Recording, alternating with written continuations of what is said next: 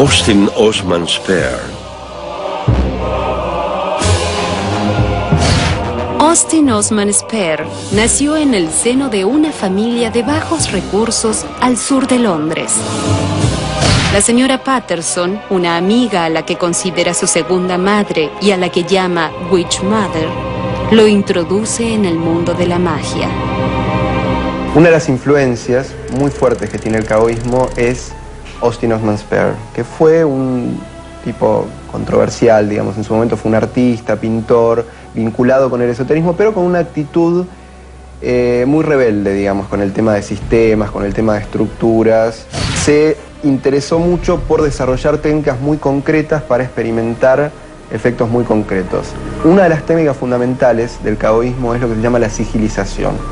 Básicamente, transformar deseos de determinados cambios en uno mismo, en el mundo, o sea, en cualquier ámbito, transformarlos en un símbolo, y ese símbolo mediante una cierta técnica, mediante una técnica que tiene que ver con entrar en un estado alterado de conciencia particular, de alguna manera dispararlo y que este deseo se transforma en realidad, se materializa de alguna manera, ¿sí? Sea un deseo interno, de un cambio interno, de hábitos, un cambio en características propias, una adopción de una cualidad. Por ejemplo, Austin Osman Spare es famoso, un ejemplo en el cual él cuenta que no recuerdo qué es lo que quería hacer o que necesitaba hacer, y necesitaba fuerza, y él genera un símbolo en el cual dice: deseo tener la fuerza de un tigre, y de alguna manera lo que logra es despertar una energía que le permite hacer una serie de tareas físicas con una fuerza que no era de ninguna manera la normal de él, ni era esperable que ocurriera espontáneamente. Bueno, esto es un poco el origen. Austin Osman Spare lo utiliza de una manera como más básica, más energética. Los caoístas lo toman a esto y lo utilizan para materializar resultados de alguna manera, en el sentido más amplio posible. La magia de sigilos. Una de las claves para el logro de efectos mágicos dentro del caoísmo son los estados alterados de conciencia a los que se puede llegar utilizando sigilos. La técnica de la sigilización transforma los deseos de cambios en símbolos y a partir de estados alterados de conciencia los dispara hacia la realidad.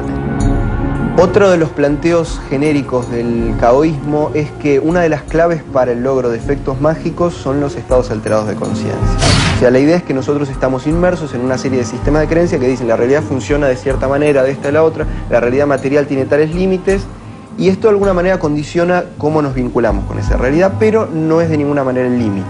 Entonces, mediante la inducción de determinados estados alterados de conciencia, se puede vincularse con la realidad de una manera anómala, digamos, ¿no? Y lograr cambios de un modo diferente.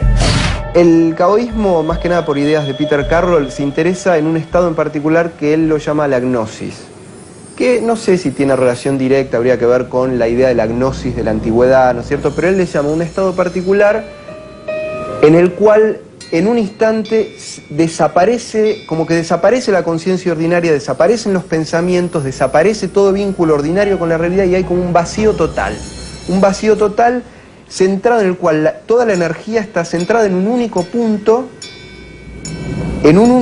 está totalmente focalizado, y la idea es que ahí se proyecta el sigilo o ahí se hacen distintas operaciones mágicas. Carroll habla de que esto no es solo la magia del caos, es una recopilación de todas las prácticas de la historia. O sea, él dice que hay en general dos tipos de modos de inducir este estado.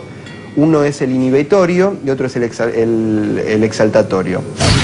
En el inhibitorio, por ejemplo, tenemos la meditación, tenemos la deprivación sensorial, bueno, la relajación, distintos tipos de técnicas que llevan a calmar, a que la energía baje, los pensamientos en un momento empiezan a bajar, ¿no es cierto?, que todo se calme. Y otro es el exaltatorio, que es, no sé, puede ser la percusión, la danza frenética, puede ser la intoxicación en algunos casos, la violencia, plantean algunos, ¿no es cierto? Acá hay cuestiones, bueno, morales de alguna manera que se filtran. La idea es que la técnica en sí, el estado ese puede ser despertado por distintos tipos de técnicas. Los sistemas mágicos son fórmulas y procedimientos que sintetizan de algún modo todos los conocimientos y las prácticas esotéricas que el hombre ha desarrollado. Pero la magia existe desde siempre, previa a cualquier sistematización, aún antes de que el hombre abriese los ojos.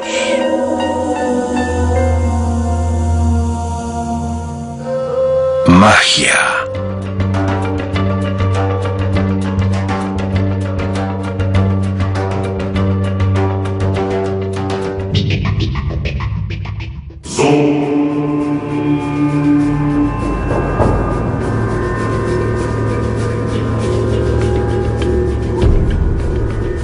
Magia lunar.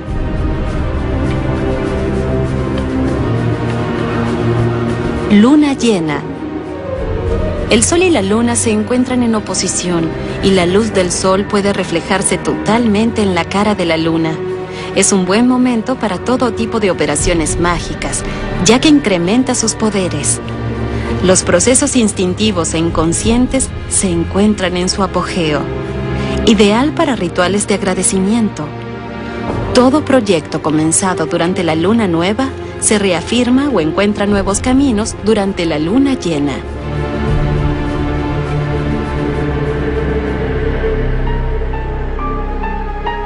¿Existen deidades para la magia del caos? La idea es que, Peter Carroll habla de esto, dice, los dioses probablemente son formas egregóricas sostenidas por un marco cultural, por un marco de creencia de una sociedad, sostenidas por la creencia cotidiana, sostenida por los ritos, sostenida por toda la energía emocional que va hacia eso, se genera una forma que tiene una cierta operatividad, o sea, puede generar efectos sobre la realidad. Con tanto tiempo de que se sostengan determinadas formas de creencia que tienen que ver, si uno ve los dioses, tienen que ver con, en realidad, con rasgos psicológicos de las personas, o sea, uno ve los panteones clásicos y tienen que ver con características muy humanas, ¿no es cierto?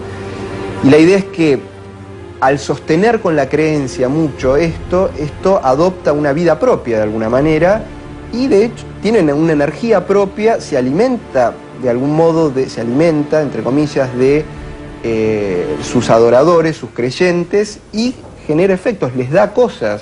Puede verse como una creación cultural que tomó vida propia y que uno la puede utilizar y que tiene un poder egregórico, la idea de egrégoras, ¿no? Que existe mucho en la magia, la idea de algo, una especie de campo mórfico, que es un lenguaje que a muchos caboístas les gusta utilizar, estas cosas modernas, ¿no? De la ciencia moderna, un campo mórfico, una presencia del pasado que sigue operando sobre lo real o puede operar, si se apela a ella, puede operar.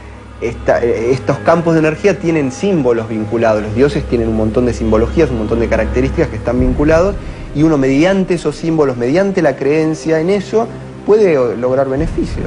Muchos practicantes de la magia del caos favorecen no tanto a las deidades tradicionales, sino por sobre todo las deidades sumerias. Las deidades que en la mitología sumeria se denominan los antiguos, aquellos seres monstruosos que surgen del vientre de la gran madre Tiamat, de la gran serpiente, del gran dragón, en su lucha contra Marduk y las hordas de dioses civilizados, por ponerlos en ciertos términos. Y también toman todo el panteón que crea Lovecraft para sus historias de terror, para sus cuentos de Cthulhu, y encuentran que justamente estos seres sin nombres, estos terrores sin nombres, estas fuerzas primordiales pugnando por apoderarse del mundo real, tal como las describe Lovecraft, son de alguna manera la vía más rápida para obtener estos cambios de conciencia que necesitan. Insisto, es una práctica mágica que puede tener su cierto riesgo dependiendo del individuo. Lovecraft y la magia del caos. El encuentro con el abismo.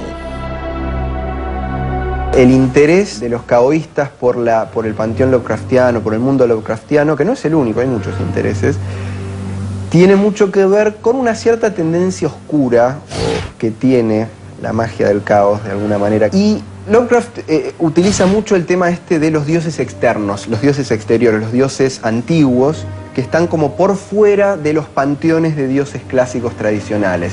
Y son fuerzas que inspiran una sensación de fuerzas titánicas. Tiene que ver también con los titanes de otras mitologías, de las mitologías griegas, de las mitologías nórdicas.